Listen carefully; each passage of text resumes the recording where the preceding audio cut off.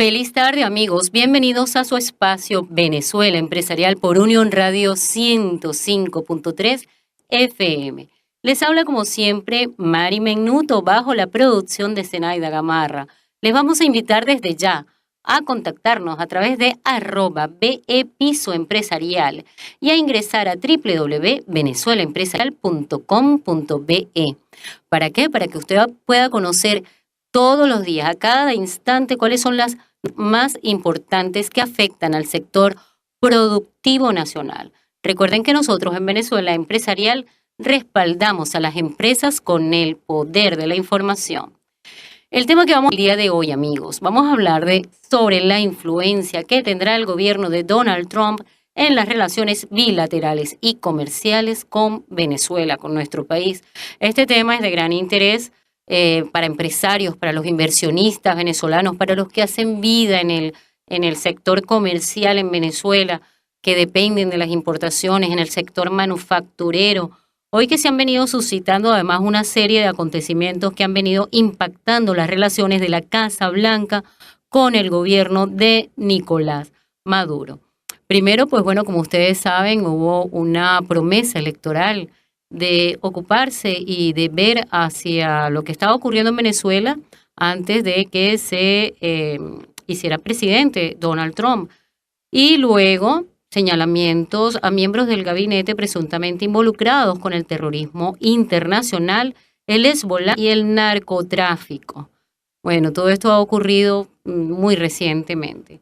Antes de profundizar en este tema importantísimo, como digo, para todos los que hacen vida económica y productiva y empresarial en el país, y además para el ciudadano de a pie, porque todos, absolutamente todos, dependemos de alguna u otra manera de lo que pueda ocurrir en Venezuela y en su sistema de gobierno. Vamos, antes de profundizar con esto, a dar una vuelta a las noticias más importantes que han impactado al sector productivo nacional. Recuerde que también puede revisarlas a través de www.venezuelaempresarial.com.be.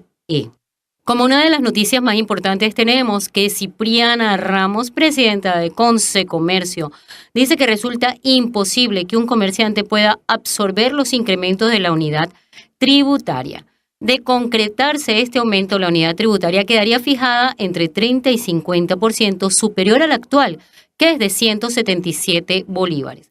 Sin embargo, según los analistas, en los últimos 9 años, el aumento ha sido menor al 25%. Entonces estaría suscitándose de un momento para otro un aumento muy superior, entre el 30 y el 50%, de lo que se ha incrementado en los últimos 9 años. En este sentido, Ramos expresó que cuando el ministro del Trabajo habla de que no afecta un incremento de la unidad tributaria es porque él piensa que estos costos van a recaer sobre el empresario.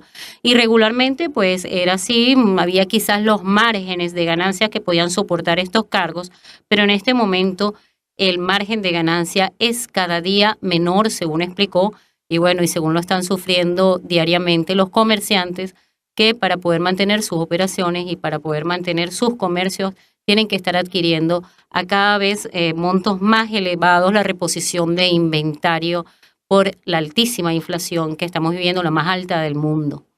Entre otras noticias también tenemos Juan Crespo. Para poder tener consumo mensual tendrían que llegar al país 120.000 toneladas de trigo. Esto lo dice el presidente de la Federación de Trabajadores de la Harina, FETRARINA, y es miembro del movimiento sindical de base, MOSBASE.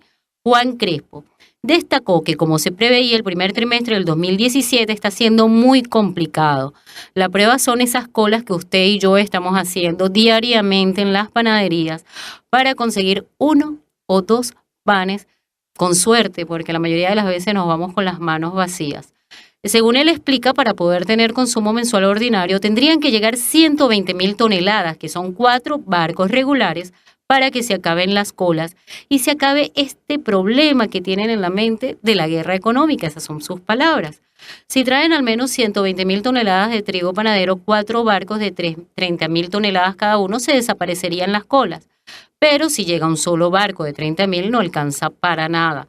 Además, se requieren otros insumos como la levadura y la manteca y los repuestos para la maquinaria. Y bueno, y todo eso, por supuesto, ustedes saben que está también en picota. lamentó que el Ejecutivo se dedique a importar de México y de otros países harinas y sus derivados como las pastas cuando traen el producto terminado. Están perjudicando a los venezolanos, especialmente a 6.000 trabajadores de los molinos. En otra noticia tenemos, al menos 3 millones de personas revisan la basura, afirma Antonio Pestana. Muy lamentable y además algo evidente y que lo vemos todos los días frente a nuestras casas, camino al colegio, en las calles, en todas partes. Venezuela se encuentra en una situación alimenticia que debería alarmar a todos los venezolanos.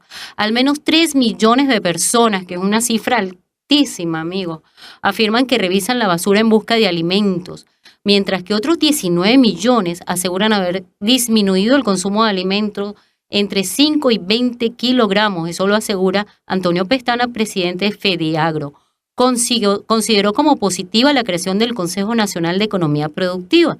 Sin embargo, después de un año de funcionamiento, si se hace un balance, los resultados terminan en números rojos y negativos, destacando que mientras en el seno del CENEP había consenso en la liberación progresiva de los precios para que las empresas pudieran tener rentabilidad y así asegurar la producción que pudiese abastecer a todo el mercado nacional, se decidió lo contrario y aplicaron nuevos controles en casos como el maíz y la caña de azúcar, lo cual está afectando, por supuesto, toda la producción y la generación de bienes de consumo alimenticio para los venezolanos. Esto ha incrementado mucho más las colas, la angustia de las personas frente a los supermercados, el tema de conseguir los alimentos, como dicen, bachaqueados, es algo que se hace imposible para las personas que tenemos un salario, un dinero previsto para el presupuesto de la familia y no podemos alimentar a nuestros hijos con precios que estén en un mercado secundario. También tenemos que una de las noticias más importantes ocurrida en la semana es que sale de la parrilla de las cableras nacionales el canal CNN en español. Una decisión totalmente rápida que nuevamente cercena la libertad de expresión y de información de los venezolanos. Es este cierre anunciado por Conatel y que se hizo efectivo el día jueves en la tarde. Este caso, pues bueno, viene a contrarrestar aún más todos estos problemas que tenemos con la información y aparentemente, pues bueno, esto es un pase de factura por los resultados o las averiguaciones que fueron transmitidas por este canal CNN en español acerca de pasaportes que estarían siendo emitidos a personas vinculadas con el terrorismo. Y bueno, amigos, vamos a estar conversando acerca de todo el tema principal y por supuesto haremos algún vistazo al tema de CNN con nuestros invitados del día de hoy. Tengo en cabina ya al internacionalista, el profesor Luis Gallo, quien me va a estar acompañando en el segundo segmento, y también tendremos al internacionalista Ervis González. Y bueno, entre ambos pues vamos a ver qué podemos esperar los venezolanos acerca de esta nueva magistratura de Donald Trump como mandatario del primer país del mundo y qué podemos esperar los venezolanos que suceda con esto. Vamos a unos breves mensajes comerciales, ya regresamos con Venezuela Empresarial por 105.3. Amigos, estamos de regreso hoy con Venezuela Empresarial. Estamos hablando, vamos a dedicar el programa de hoy acerca de Donald Trump y lo que puede significar su presidencia en Estados Unidos, sus implicaciones empresarial en Venezuela. Para entrar en el tema, voy a hacer el comentario de la reestructuración de la Mesa de la Unidad Democrática, también una de las noticias más importantes que se suscitaron esta semana. Se anunció el día de ayer en rueda de prensa nuevos cargos en la Mesa de la Unidad Democrática. Tenemos como nuevo coordinador general a José Luis Cartaya en la Secretaría Social, a Tinedo Guía y Alfredo Padilla, en la Secretaría Política a Ángel Oropesa y en la Secretaría Técnica a Roberto Picón. Vamos a ver cómo va con esta reestructuración de la Mesa de la Unidad Democrática en momentos en los que es tan importante que este bloque opositor logre consolidar un verdadero movimiento que pueda electoralmente tramitar, gestionar salidas democráticas a la crisis, suponiendo que haya un cambio en el sistema de gobierno venezolano. Bueno, quizás es la aspiración de muchos, pero vamos a ver qué sucede. Bueno, amigos, ya vamos a comenzar con el tema. Tenemos en cabina al profesor Luis Gallo. Él es internacionalista, experto en relaciones exteriores. Para nosotros es un honor tenerlo aquí en cabina. ¿Cómo está, profesor? Feliz tarde. Gracias, Mari, a ti por la invitación. Bueno, estábamos conversando acerca de, el Donald Trump, empresario, por primera vez el presidente número 45 de los Estados Unidos. Es una figura que se conoce en el mundo empresarial, todo un gerente. Queríamos saber primero cuál es su apreciación. ¿Un empresario como presidente de los Estados Unidos sería conveniente? Sí, un hombre que, como tú bien lo decías, viene del mundo empresarial sin mayor experiencia en el área política. Un gran inversionista, uno de los hombres más ricos de los Estados Unidos, conocido por sus inversiones sobre todo en el área de bienes raíces y una diversidad de negocios a los cuales se dedicó posteriormente, luego de ese éxito que tuvo en la rama inmobiliaria. Ha tenido unos días complicados, bastante complejos. En sus primeros 27, 28 días de mandato vimos cómo se presentaron ya algunas renuncias. Su designado, su consejero de Seguridad Nacional, el general Michael Flynn, tuvo que renunciar a consecuencia de unas conversaciones que sostuvo con funcionarios de Rusia, del gobierno ruso, de las cuales no informó debidamente al vicepresidente Mike Pence, y esto generó cierto ruido también, y la prensa se hizo eco precisamente de esas informaciones. Se cuestionó este tipo de encuentros entre un alto funcionario, un funcionario de confianza que, por cierto, no requería la aprobación del Senado. Renunció también el secretario designado del Trabajo a raíz del escándalo que se generó como consecuencia de que estuviese empleado también a un inmigrante ilegal como trabajador doméstico durante varios años. El designado para sustituir a Michael Flynn no aceptó tampoco el cargo, Bob Howard, alegando que tenía compromisos familiares. Y hemos visto como también las relaciones con los medios han sido bastante tirantes. Ayer dio una extensa rueda de prensa de 1 hora a 15 minutos en la cual Trump iba a anunciar la designación de Alexander Acosta como nuevo secretario del Trabajo, y luego de ese anuncio, que lo tomó apenas unos segundos, arremetió contra los medios, particularmente contra CNN, la cadena a la que acusó de haber tergiversado información con relación a su campaña, a su persona, a su trayectoria, a su vida. Los acusó inclusive de mentir descaradamente, de publicar filtraciones, poniendo inclusive en riesgo la seguridad nacional, y no solamente publicarlas, sino también tergiversarlas. Y tuvo impasse inclusive con Jim Acosta, que es el corresponsal de esa cadena en la Casa Blanca. Igualmente arremetió contra otras cadenas. Estaba presente un corresponsal de la BBC también, cadena a la que equiparó a CNN en el trato indigno que según él le dan a la información. Pero sin embargo, tú que comentabas las noticias sobre la salida de CNN al aire en Venezuela, vemos que a pesar de esta arremetida del presidente y la opinión que él pueda tener de la cadena y las acusaciones que ha hecho en este caso contra muchos periodistas, no se le ocurriría a ningún presidente en los Estados Unidos cerrar una cadena, censurar una cadena de noticias. Uno puede tener opinión, la opinión que yo creo que somos los ciudadanos, en todo caso, quienes debemos juzgar los programas. Todo esto vino a raíz de, tú también lo mencionabas, de un programa que se hizo hace una semana sobre la supuesta expedición de pasaportes venezolanos a personas vinculadas al terrorismo. Yo vi ese programa, Mari, y te confieso que un programa de Fernando del Rincón, que se llama Conclusiones, y te confieso que me pareció una muestra de un periodismo algo tendencioso. Del Rincón anunció que tenía miles de documentos y apenas produjo una pequeña lista con 12 nombres árabes. Dijo que se trataba de una investigación que le había tomado años, y la única fuente realmente fue la información que proporcionó un funcionario muy cuestionado, por cierto, de la embajada venezolana en Irak, un agente de la policía que prestaba funciones allí como una especie de asesor o ministro consejero en dicha embajada, quien dijo que algunos funcionarios, cosa que es posible, yo no veo que no sea cierto, el tráfico de pasaportes en el mundo es un negocio multimillonario. Se entregan pasaportes válidos a personas que no los merecen porque no reúnen los requisitos, y también se venden pasaportes falsos. Menos aquí, pero no precisamente el venezolano, porque el pasaporte venezolano, que por cierto se presentaba en ese programa como que da acceso a más de 100 países. Es uno de los de los que menos acceso permite sin visa, un pasaporte que está sumamente cuestionado. Pasaportes como el inglés o el sueco, que dan acceso a más de 180 países, serían preferibles y a costos mucho más económicos. O sea que me parece un programa tendencioso, pero te decía, somos nosotros, esa es mi opinión. Y entonces hay que reclamar que el gobierno se haya tomado esa atribución de decidir por los ciudadanos qué es lo que es apagar la señal. Apagar la señal. Yo creo que inclusive mucha gente de oposición con la que yo conversé, llegaron a la misma conclusión que yo, que les pareció un programa como un poquito traído de los cabellos, sin elementos suficientes que permitieran demostrar que efectivamente esto se ha convertido en un negocio para el gobierno de Venezuela y no fue, en todo caso, la actuación de algún funcionario en particular.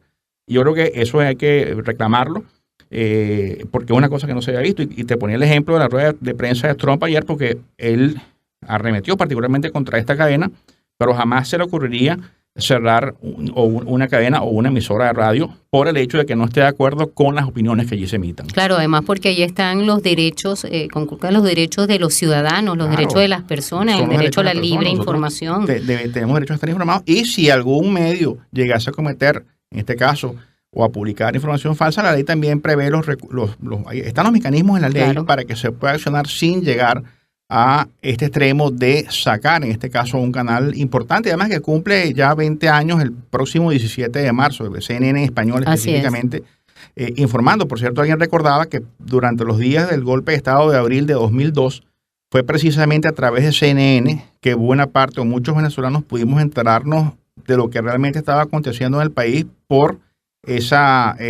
muchos canales no se atrevieron a informar en ese momento lo que ocurría realmente en Venezuela, y fue precisamente a través de CNN que supimos qué es lo que estaba pasando realmente en Venezuela. Entonces, es lamentable este hecho de que se haya prohibido la transmisión de CNN en español en Venezuela. Así es, estoy totalmente de acuerdo con usted.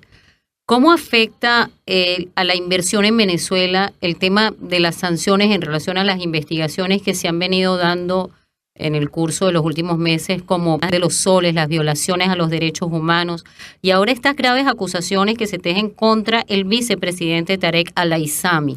Mira, curiosamente, a pesar de las dificultades y la tirantez que ha existido en los últimos años en las relaciones entre Venezuela y los Estados Unidos, inclusive ni siquiera están a nivel de embajadores. Recordemos que durante el mandato del fallecido presidente Chávez se retiraron los embajadores, tanto el de Venezuela, los Estados Unidos, como el de Estados Unidos acá en Venezuela, y el designado posteriormente para cumplir esa función en Venezuela, Larry Palmer, a esa persona no se le quiso otorgar el placer. El mismo presidente Chávez lo denunció en uno de esos programas, alegando que Palmer había emitido opiniones injuriosas o que se había inmiscuido de manera indebida en los gobiernos del país.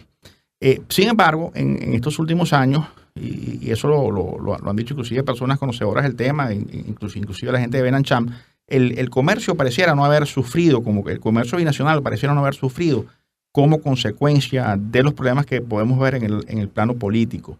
Venezuela sigue teniendo en Estados Unidos a su principal comprador de petróleo. Seguimos exportando una cantidad de bienes importantes de los Estados Unidos. Y pareciera, como te decía, paradójico, pero a pesar de todas esas dificultades, todas esas acusaciones, toda esa diplomacia de micrófonos que hemos visto dura, difícil entre ambos gobiernos, bueno, siguen manteniéndose las relaciones comerciales. Obviamente, ya estamos pasando a otro plano con algunas denuncias, sobre todo la inclusión del vicepresidente Tarek el-Aissami en lo que se conoce como la lista Clinton, que es una lista que ahora elabora la Oficina de Control de Bienes Extranjeros del Departamento del Tesoro de los Estados Unidos, en la cual se incluyen empresas y personas que, de acuerdo a las investigaciones de dicha oficina, se presume que están vinculadas al negocio del narcotráfico, blanqueo de capitales, pero son, Mari, sanciones que van dirigidas contra las personas. En este caso, de Venezuela están incluidas varias personas, entre ellas el ministro, que fue el último que fue incluido en esa lista. Una persona, un presunto testaferro de este ministro, un empresario llamado Samar López. Está también Walid Macled, está el general Néstor Reverol, el general Cliver Alcalá. Pero son sanciones contra las personas que, entre otras cosas, se establece que congelamiento, incautación de bienes, se les congelan las cuentas y se prohíbe a cualquier empresa de Estados Unidos, empresa o persona en los Estados Unidos, tener algún tipo de relación con las empresas y personas que son incluidas en esta lista. Una lista que tiene más de 1,000 páginas, donde hay, que yo sepa, no menos de 200 empresas panameñas, decenas de empresas colombianas, miles de ciudadanos de esos países, porque esa lista arrancó precisamente para incluir en ella, durante el gobierno de Clinton, a los 4 grandes jefes del cartel, a su vez al cartel de Medellín, una vez que que muere Pablo Escobar. Y después fue convertida en ley en el año 99 a instancia de la senadora Dianne Feinstein y el representante Paul Corbett. Y esta ley es la que actualmente se utiliza precisamente, o la que dio pie para que esta oficina, la que permite o faculta esta oficina del Tesoro de los Estados Unidos de control de bienes extranjeros, como se llama, a incluir a estas personas que, de acuerdo pues a sus investigaciones, están presuntamente ligadas al negocio del narcotráfico. No es una decisión judicial, hay personas que han salido de la lista. Allí, por ejemplo, también están incluidas las Fuerzas Armadas Revolucionarias de Colombia, las Autodefensas Unidas de Colombia y varios de sus jefes, a pesar de que ya se firmó un tratado de paz o un acuerdo de paz entre el gobierno del presidente Santos y la guerrilla colombiana, en este caso la FARC, y que las Autodefensas Unidas están en la práctica desarticuladas. Pero lo cierto es que es una lista que establece ese tipo de sanciones que a personas y empresas que se considera amenazan la economía y la seguridad de los Estados Unidos por el manejo de capitales provenientes básicamente del delito del narcotráfico.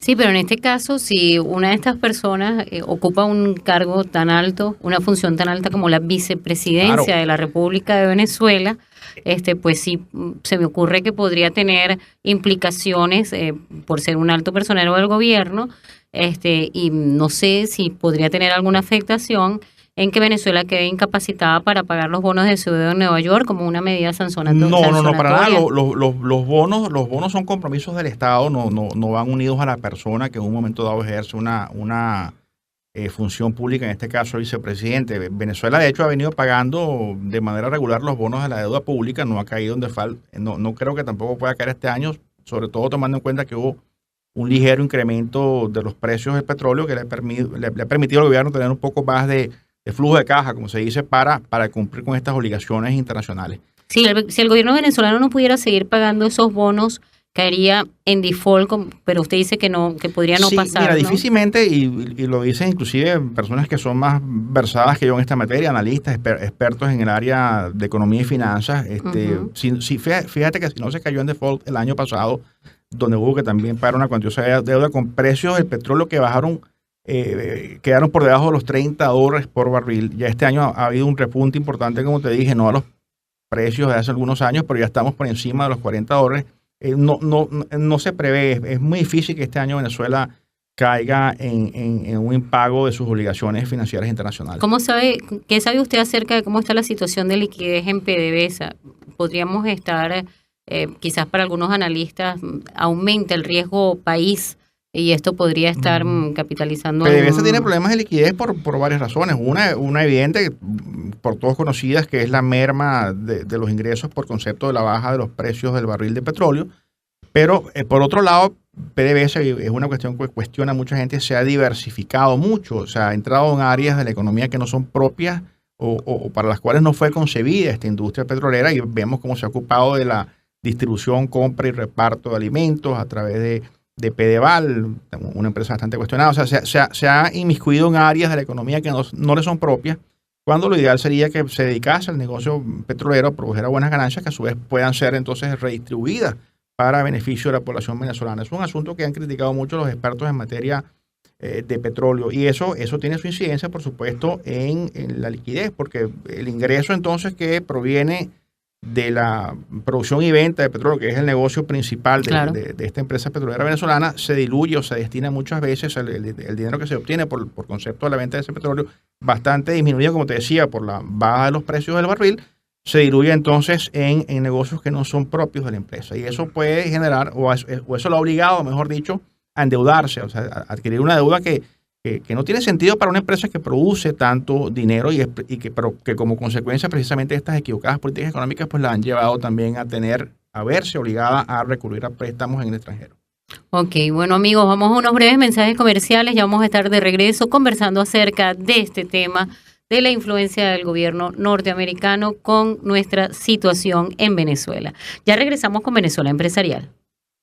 Amigos, estamos de regreso hoy con Venezuela Empresarial. Estamos tratando el tema de Donald Trump, empresario, apenas a unos 30 días de iniciado su mandato en Estados Unidos, y qué implicaciones tiene eso para los venezolanos.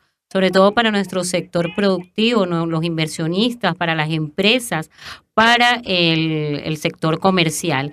Tenemos en línea a la profesora Ervis González, también internacionalista y bueno, que también ha trabajado mucho el tema de las relaciones bilaterales entre Venezuela y Estados Unidos. Feliz tarde, profesora, ¿cómo está? ¿Cómo está usted? Muchas gracias por... Le quería preguntar, ¿qué implicaciones cree usted que tiene para la inversión en Venezuela, para la estabilidad en Venezuela o para el riesgo país que constituye el hecho de que en el gobierno de Trump, en el recién inaugurado gobierno de Trump, se estén dando todas estas averiguaciones que podrían estar comprometiendo a personeros del gobierno venezolano en estos casos como el de los pasaportes presuntamente emitidos a personas ligadas con el terror y nada más y nada menos persona del vicepresidente Tarek Al-Aissami? ¿Qué opinión tiene acerca de lo que eso podría tener implicaciones con Venezuela y nuestra economía? Mira, profundas implicaciones, porque acuérdate que el presidente Trump llega con una política que no es precisamente la del buen amigo, sino la del patio trasero, lo que decimos los internacionalistas, es decir, que no quieren mayor relación con lo que es la región americana, es decir, lo que Estados Unidos. En consecuencia, por lo menos ese fue el discurso que mantuvo durante toda su campaña. En consecuencia, mira, se pueden endurecer las relaciones más de lo que ya está. Acuérdate que no hay embajador, sino que hay un encargado de negocios. Se pueden endurecer más las relaciones con Venezuela y las limitaciones para la entrada y salida de venezolanos a los Estados Unidos pueden ser todavía más complejas. Todavía estamos dentro de los 100 días y vamos a ver, pero lo que ha dicho el Departamento del Tesoro en estos días, las últimas decisiones que se están tomando, lo que vemos es una política de endurecimiento, pues, en lo que es la entrada, el flujo, el manejo del dinero proveniente de estos países de la región latinoamericana y las implicaciones que tiene esto allí en Estados Unidos, donde definitivamente pues va a haber una política muy dura, un trato muy duro para todo lo que no sea lícito o por lo menos para todo lo que no esté desde el punto de vista legal. Él ha prometido que la persecución va a ser contra la inmigración ilegal para todo aquello que no pueda de una u otra forma determinar que sí, efectivamente es un patrimonio legítimo. En este caso, pues el Departamento del Tesoro ha dicho que no con relación a las últimas decisiones. De verdad que va a ser un momento muy difícil en las relaciones entre los dos estados.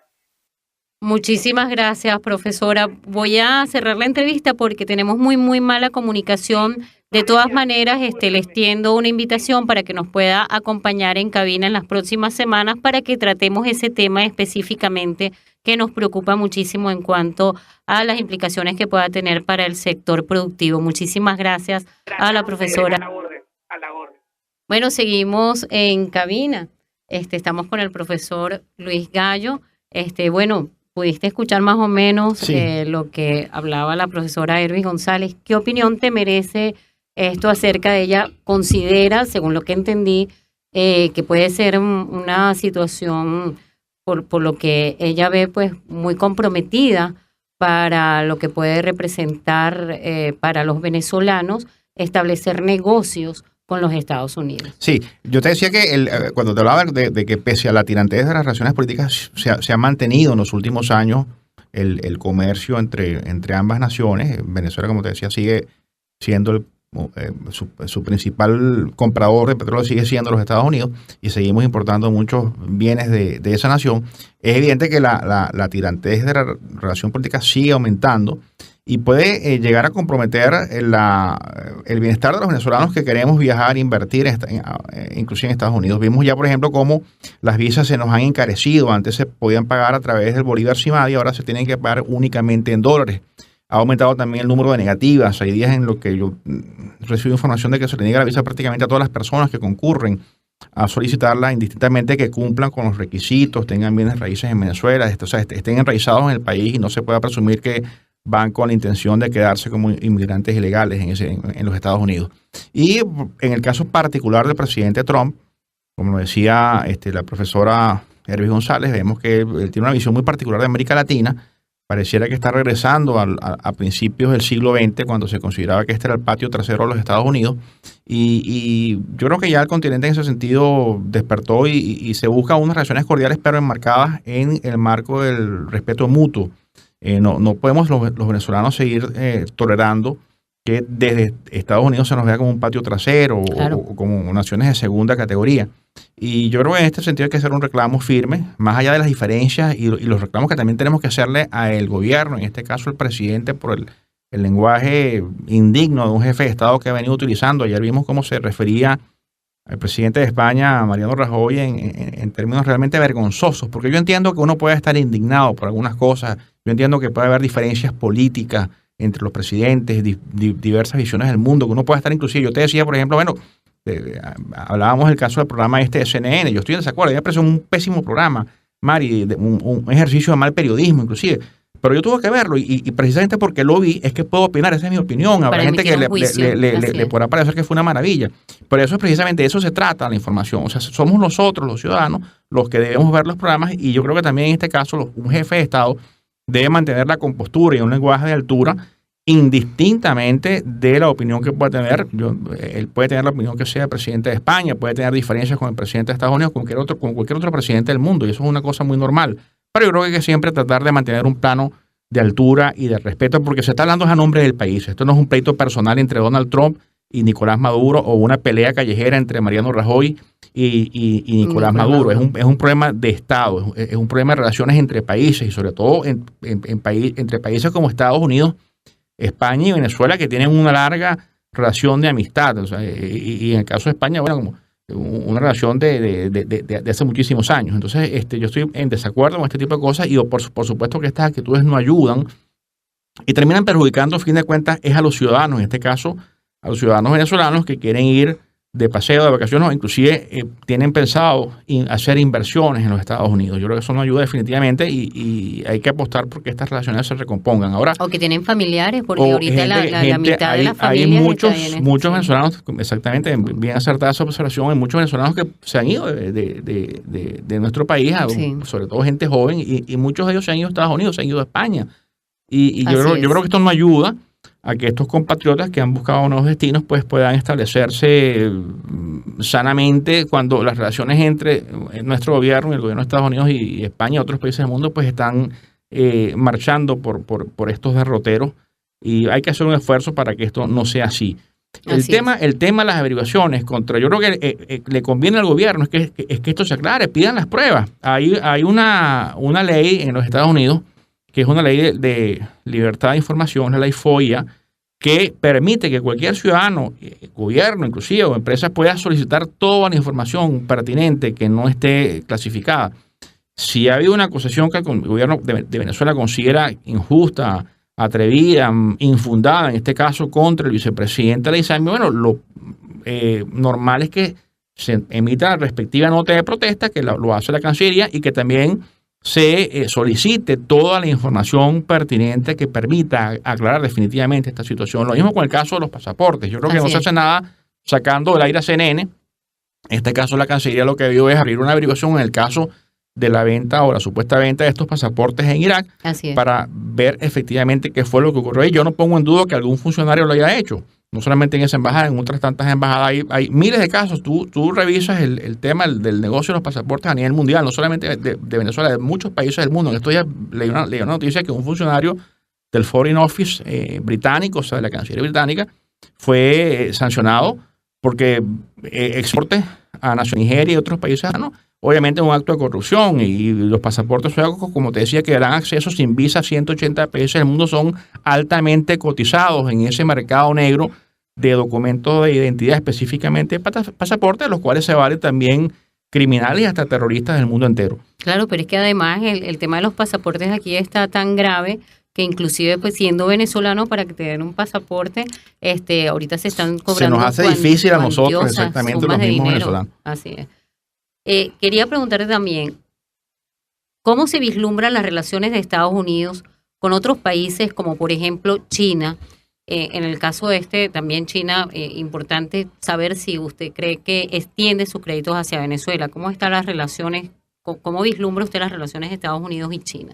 Bueno, Donald Trump dijo, fue bastante duro en su campaña con relación a estos países, sobre todo China, a los que de alguna manera ve como una amenaza a la economía de Estados Unidos, sobre todo por la gran expansión que ha tenido la economía china y las inversiones que viene haciendo China en muchos países de América Latina, entre ellos Perú y sobre todo Venezuela.